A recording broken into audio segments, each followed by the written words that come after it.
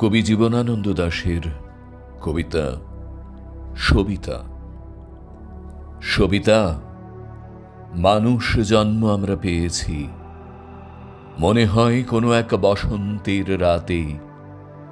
ভূমধ্য সাগর ঘিরেই যেই সব জাতি, তাহাদের সাথেই সিন্ধুর আধার পথে করেছে গুঞ্জন। মনে পড়ে নিবিড় মেরুন আলো, মুক্তার শিকারী, রেশম মদের স্বার্থবাহ, দুধের মতন সাদা নারী। অনন্ত রৌদ্রের থেকে তারা শাশ্বত রাত্রির দিকে তবে সহসা বিকেল বেলা শেষ হয়ে গেলে চলে যেত কেমন নীরবে।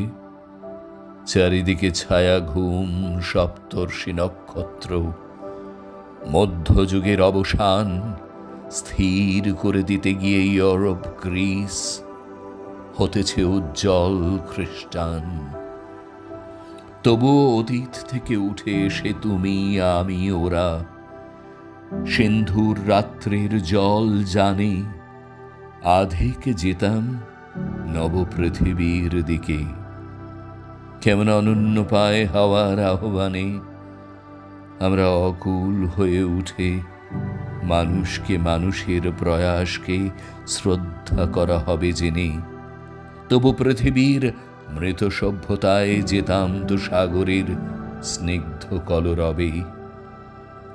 এখন অপর আলো পৃথিবীতে জ্বলে, কি এক অপব্যয়ী অক্লান্ত আগুন।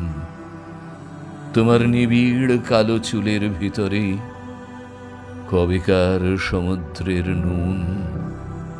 তোমার মুখের রেখা আজও মৃত কত পৌত্তলিক খ্রিস্টান সিন্ধুর অন্ধকার থেকে এসে নবসূর্য জাগার মতন কত কাছে তবু কত দূরে।